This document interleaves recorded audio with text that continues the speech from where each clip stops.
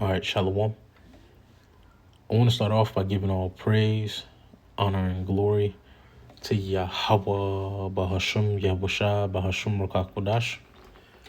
I want to give double honors to our apostles and elders of Great Millstone who rule well in grace and peace, to you elect around the four winds, believing and pushing this truth in all sincerity. May the blessing of election be upon your houses. This is your fellow servant, Rokayer from the GMS Orlando camp, coming at you with another impromptu lesson.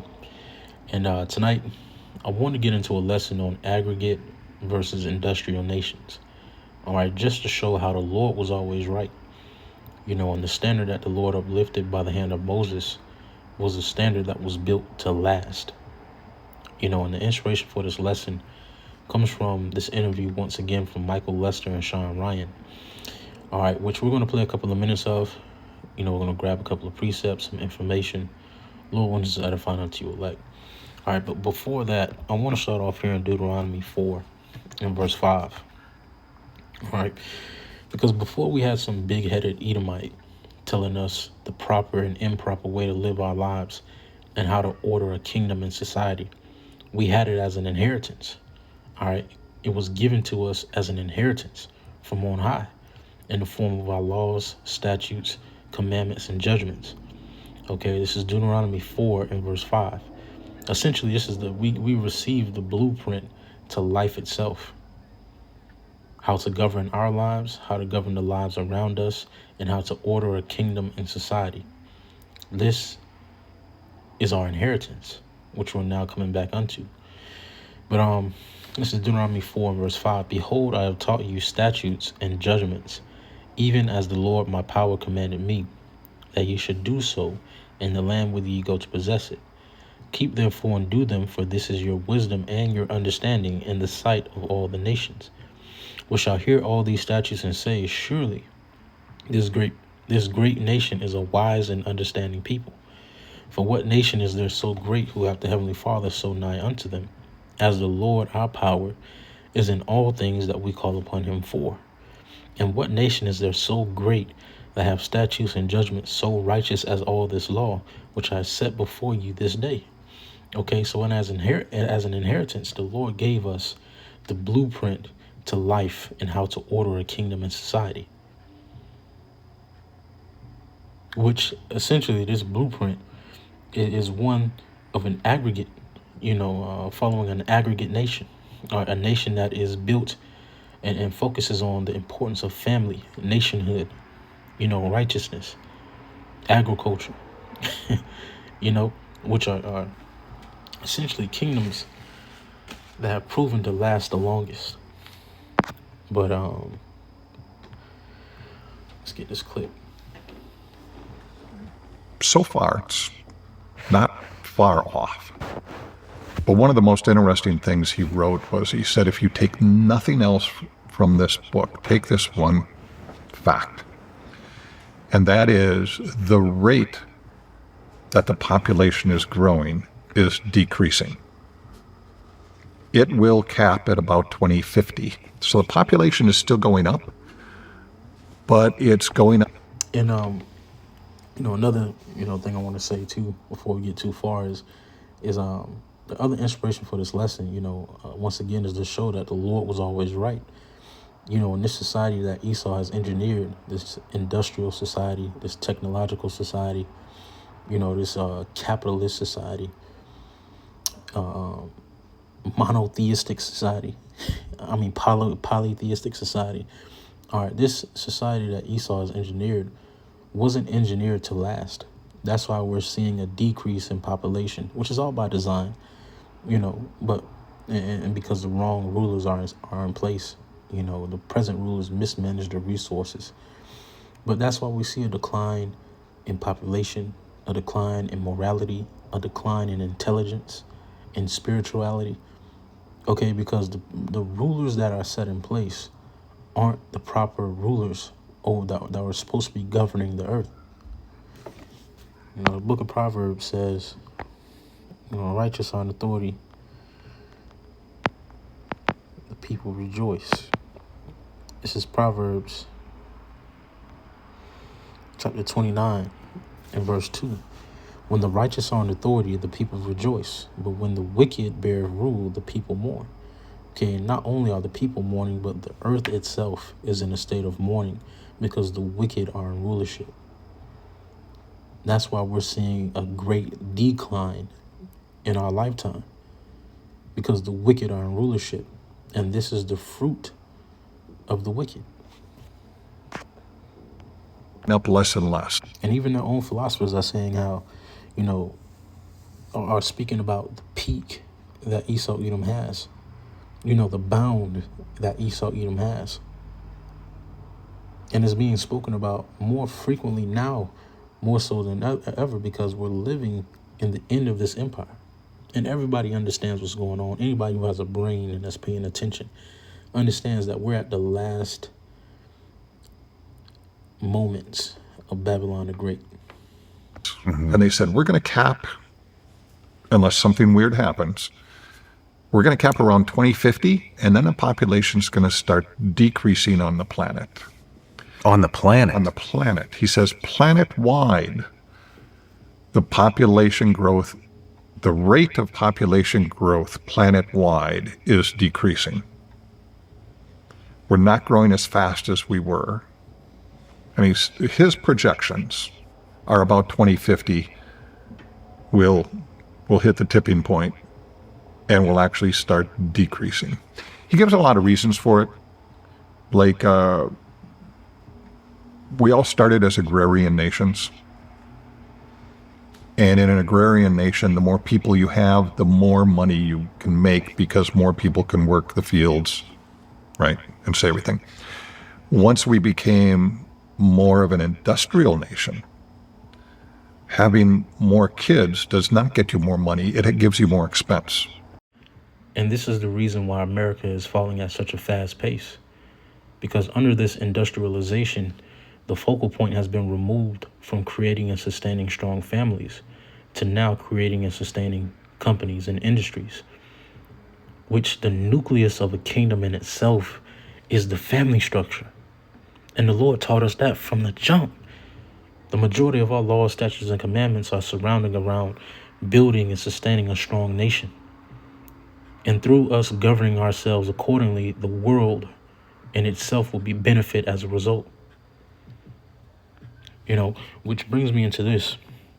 You know, I looked up a couple of questions on ChatGPT, you know, going into aggregate versus industrial, you know, nations.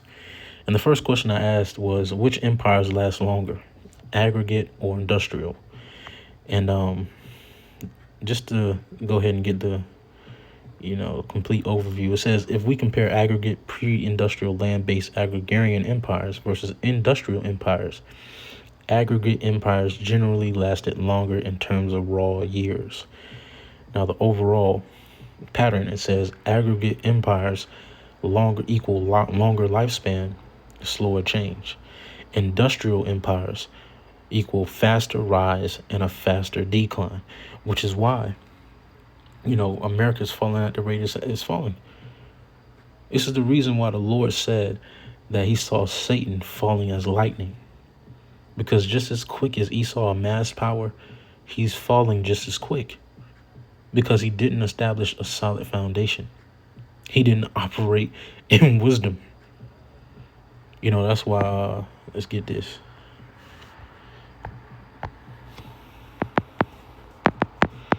On Wisdom of Solomon, chapter 6, I believe. This is Wisdom of Solomon 6 and verse 20. It says, therefore, the desire of wisdom bringeth to a kingdom. If your delight be then in thrones and scepters, O ye kings of the people, honor wisdom that ye may reign forevermore. But we see that Esau Edom, the so-called white man, doesn't honor wisdom. And that's why his kingdom is in shambles as we speak, because he's operated out of lust, greed, you know, wickedness, deceit, robbery, lies. And if you establish a kingdom on that type of foundation, it's only a matter of time until it fails. You know, especially if truth is brought to the matter, which is why this kingdom is starting to fall at the pace we're seeing now. Because the truth has been spread, which is dismantling this kingdom that was built on lies. But it says a faster rise and a faster decline. And it's one of the things that they, these Edomites ask themselves all the time. Why are we falling so fast? Why is our population failing? The morale, the mentality failing, the intelligence failing, our enchantments failing. Why is it failing? And why is it failing? And why is everything going to shit so fast? It's because they didn't honor wisdom, man. And first and foremost, the Lord just didn't give it to them. And they just weren't meant to rule. But the second question I asked, right, ChatGPT said, give me the laws in the Bible that help build family, because we understand now that an aggregate nation is one that is built or is founded upon nationhood. It puts a focal point on the family as well as agriculture, working the land, and resources, as well as building a strong, family. So I asked, what are the laws in the Bible that help build the family? It says the Bible contains many laws and principles aimed at strengthening family structure, stability, and generational continuity. Most are found in the Torah, the first 5 books of Moses, and later reinforced in the New Testament. Now, the first one says to honor your parents. All right. Now, the bullet points, it gives you Exodus 20 and 12. All right. And one of the bullet points is creates respect across generations, establishes authority structure in the home, and is linked to long life and societal stability. In which the Lord said, if you honor your father and mother, your life will be prolonged, roughly paraphrasing. Number 2, it says the marriage covenant. All right. Which, they go off on that one woman, because a man is capable of having more than one wife. It's just, there are certain, so like, these motorcycles outside. But, we know that under this, Western, train of thought, it's not accepted. But we're slowly but surely returning back into the proper way of life and how it should be governed and how the kingdom should be governed. It says prohibition of adultery. All right, Exodus 20:14. It says protects trust between husband and wife. It protects inheritance lines, prevents family fragmentation. Okay, sexual morality laws prohibits incest. All right, protects children and close relatives. It says parental responsibility to teach children, Deuteronomy 6. Okay. Provision and inheritance laws, discipline and correction. All right. Care for widows and orphans, forgiveness and unity. Okay. The bigger picture, the Bible family laws focus on clear roles, faithfulness, generational teaching, economic provision, protection of women and children, as well as, the men as well. Respect for your elders. The overall aim is continuity, order, and covenant loyalty, not just individual happiness. The laws that the Lord gave us were for the whole nation to benefit, the commonwealth of the nation of Israel. It's not just to benefit one individual, in which we see in this society. The laws are set in place to really benefit a core or a selective group of individuals, namely those who have the resources to bend the laws to their liking, which is a perversion in judgment, which has led to the fragile state that America is in now. It didn't get in too deep to it, but in our law, you have the law of Jubilee, to where the land will be restored after 50 years, which is one of the questions I asked, as well. Summarize the year Jubilee. It says, 1, the land is returned, debts are released, there's rest for the land, and proclaimed with a trumpet. All right, in which it gave, families a reset if they were to fall on hard times.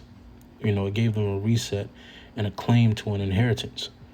instead of leaving them assed out generation to generation, to now you're 4 generations down the line, and nobody has anything to show for it. You're starting from ground zero every single time someone in your family is born, which is the case for us here in Babylon. We've all grown up to where we're starting at ground zero or underground zero, because our fathers didn't have any inheritance or anything to pass down.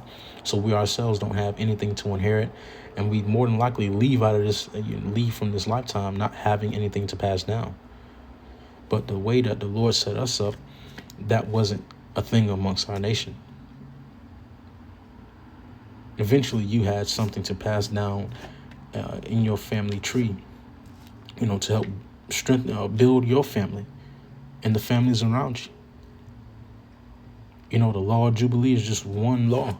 You had many other laws, that helped and contributed to a strong family structure and a strong nation. The Lord was always right. The Lord's way was always the equal way. It reminds me of it's in Ezekiel 12. Because the Lord asked the question. The Lord asked the question. He said, are not my ways equal? Because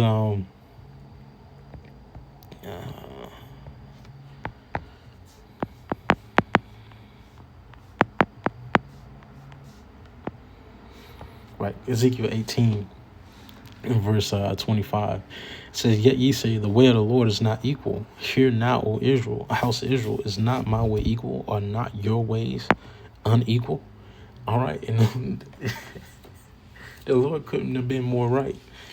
Now under this bitter captivity, now we're starting to understand the gravity behind what we received as an inheritance. We took it for granted because we didn't truly understand what we received. But now as we're forced to take a back seat, we're forced to reflect.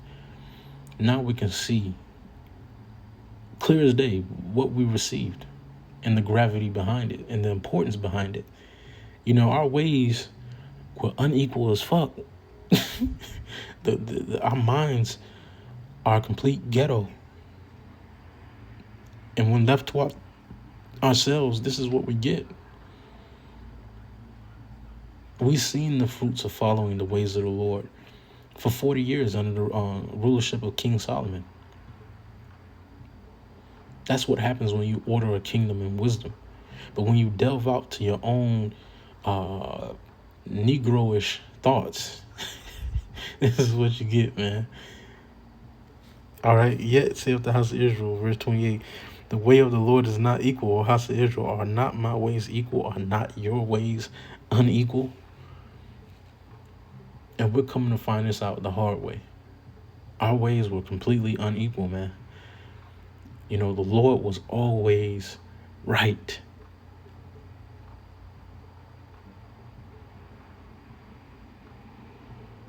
Before the big-headed Edomite came out, before Esau and his scientists and his philosophers came, with their reasoning, the Lord gave us the ultimate reasoning, which is innately what everybody's starting to return back to. As crazy as people think the Hebrew Israelites are, ironically, the standard that we uphold and we uplift is the same standard that everybody in the earth is starting to come back to. Is starting to draw the conclusion that is right, which is the Lord's way.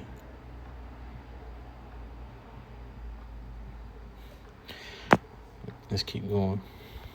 Bring anything to you.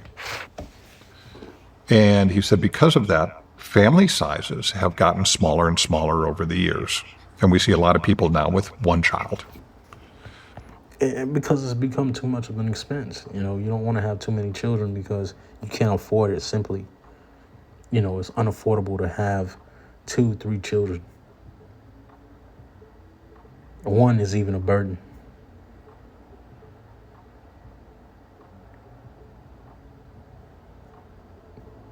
Having a family is unaffordable. And that's wicked to the core. One of the first things the Lord told man to do was be fruitful and multiply. Meaning have children, have families, populate. But under the scrutiny of Esau, Edom, he's telling us now to slow down. The earth doesn't have enough space.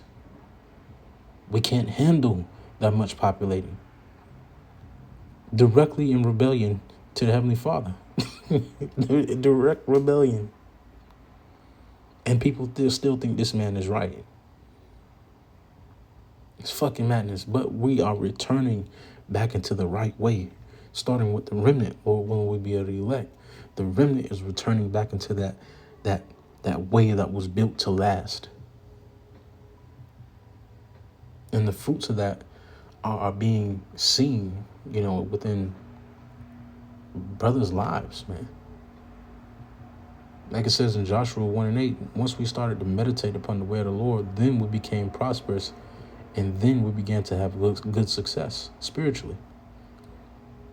And eventually when the Lord returns, which he's returning soon, the physical benefits are going to be seen as well. But, with that being said, that's really all. Well, there's two of you, right? So you need two just to break even. Three if you want the population to grow, right? And we're not seeing that. And as he's tracking this year after year after year, you can see the chart, right? Population is growing like this, and then it just starts curving off a little bit. Once that happens, now the world population starts to be in a decline for a while. And that creates a whole new dynamic. What happens when you have more houses available than you have people? I think about this all. I think that's going to happen when the baby boomer generation is deceased. I mean, you look. We're still building. Look at Florida. It's fucking crazy. Right.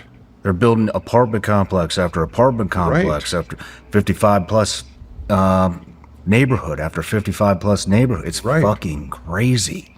I literally think about this all the time.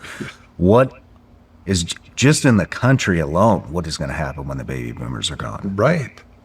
What happens? What happens when you've got more houses than you have people?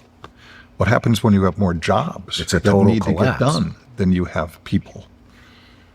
Right? All of a sudden you're like, well, we don't even have enough people to run the machinery that we have. Mm-hmm. What do you do then? I mean, everything we've had happen on this planet up until when that happens has been under a growing population. We have more people than we have room for. People start fighting for more room, right? We have more people than we can feed, all of this stuff. What happens when the opposite is true? We have no experience with that. I can't even imagine how that's going to look. What do you even fight or argue over? We can tell you how it's going to look. It's not going to look at all. By that point, Babylon will be destroyed. There is no future beyond this point. Esau fucked up. He didn't think this far ahead, just like he didn't think about the blessing, going back to Esau and Jacob. He didn't think about the generations after. He fucked up again. And this one is irreversible. After this fuck up, he's going into captivity for 1,000 years to build our kingdom. And then he's going to be eradicated. He fucked up for the last, final time. And it's beautiful to behold, man. He's coming to the conclusion that the Lord was right. And so are we. With that being said, Lord wants to edify into you elect. I want to give all praise, honor, and glory to Yahweh, Bahasham, Yahweh, Bahasham, Rakakudash. And double honors to our apostles and elders of Great Millstone who rule well. Grace and peace to you elect around the four winds, believing and pushing this truth in all sincerity. May the blessing of election be upon your houses. Shalom. Stay up.